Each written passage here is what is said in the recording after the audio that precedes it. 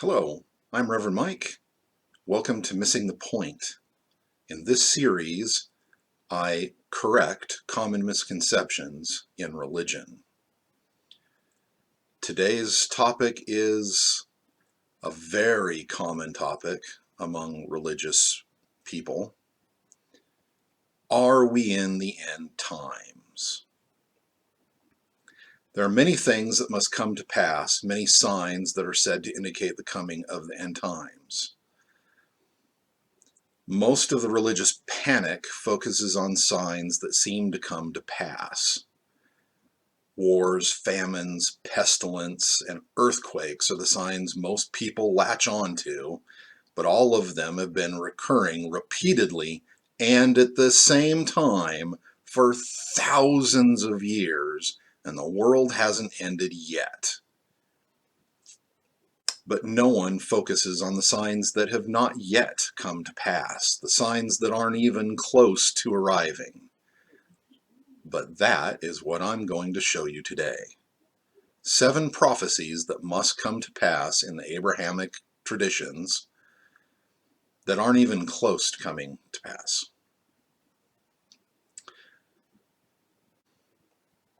The first, Israel will be at peace according to Daniel 9:27, but a treaty is not likely anytime soon, since most of the countries in the Middle East hate Israel with a passion and want to see them destroyed.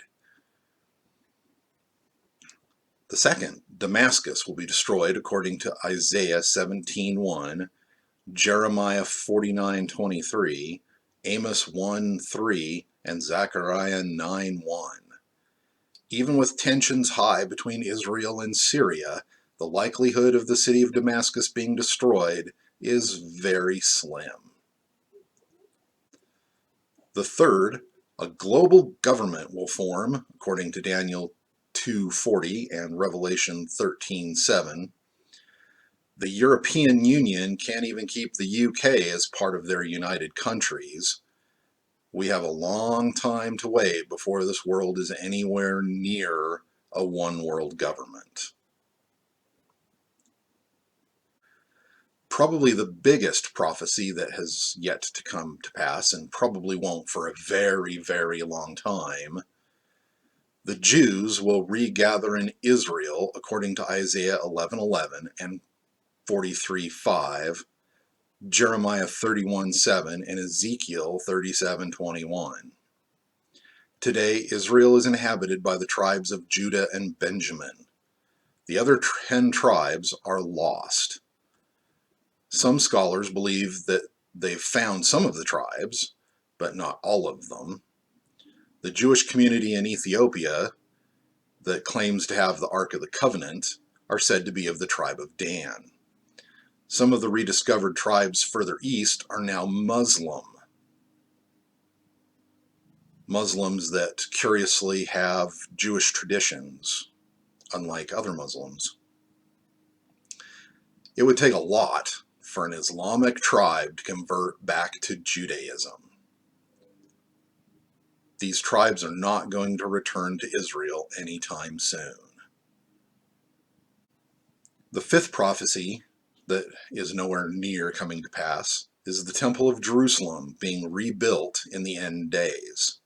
According to Daniel 9:27, Mark 13:14, and 2 Thessalonians 2:4, with the Muslim Dome of the Rock in place on the Temple Mount Plateau, it is unlikely that Solomon's Temple will be rebuilt anytime soon. Any attempt to remove the Muslim temple would result in war, the opposite of the peace that is supposed to descend on Israel in the end times. So for this to come true, something would have to happen to the Dome of the Rock. A war would undoubtedly erupt, and that would have to pass into peace. Do you have any concept of how long that would take? Decades. Decades. The sixth prophecy that has to come to pass are temple sacrifices. In Daniel 9:27, temple sacrifices will come to an end in the end times. How can they end if they're not currently taking place. They can't take place without a temple. The temple hasn't been rebuilt yet. There's no way the temple will be rebuilt anytime soon. It has to be rebuilt. The sacrifices started up again, and then the sacrifices stopped at the end times. That's a long time to wait.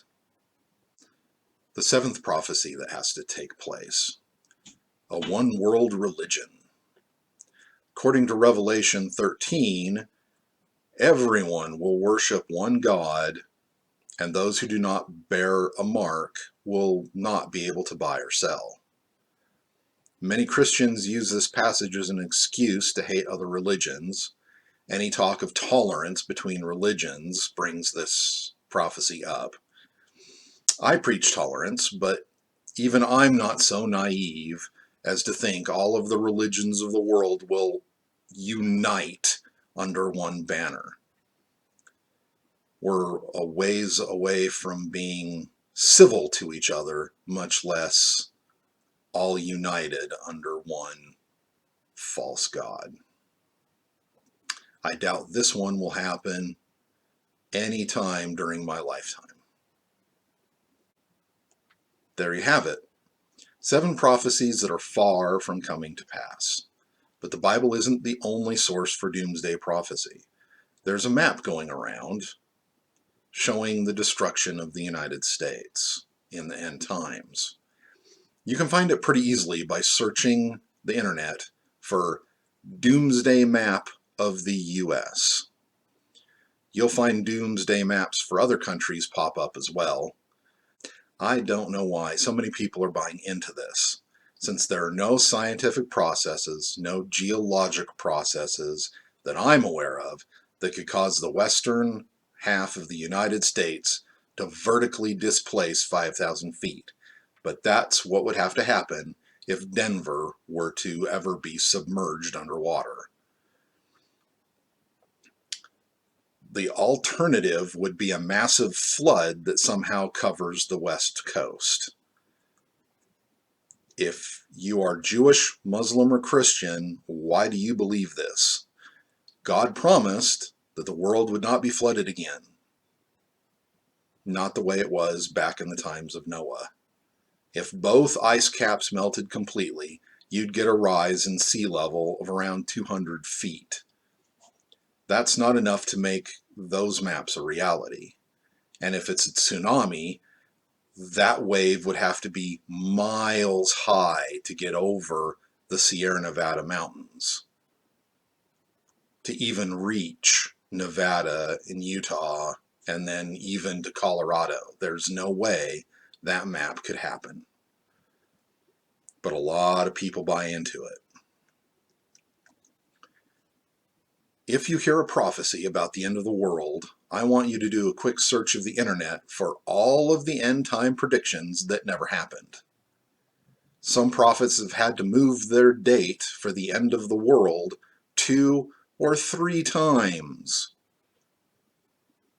Now, true believers, the ones with their heads buried in the sand, will quote 2 Peter 3:3 and say that it applies to me.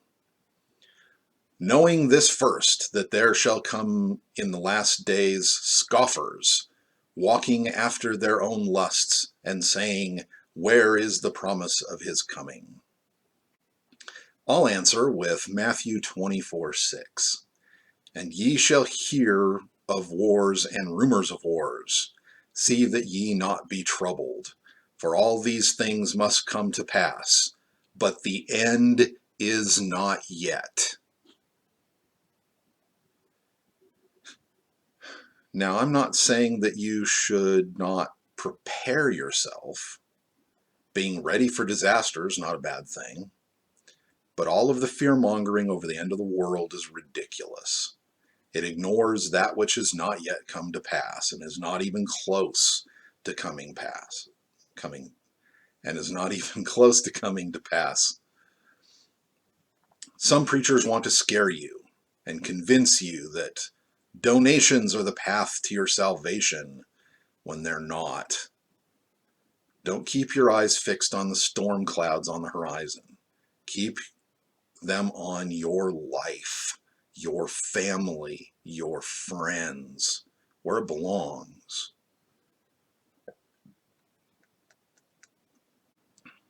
Thanks for watching this video. Please, please click the like button. Click it, please, and subscribe. It helps my channel so much. Some preachers will ask you for tons of money, donations, or else you'll go to hell and that nonsense. I don't. But if you click like and subscribe, that helps my channel. Much easier on the pocketbook than trying to throw money at the problem.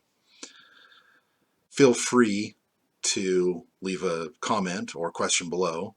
Your question might even become the subject of a future video. Be good to each other. We are all in this together. We can't survive this life without each other. Thank you. Goodbye.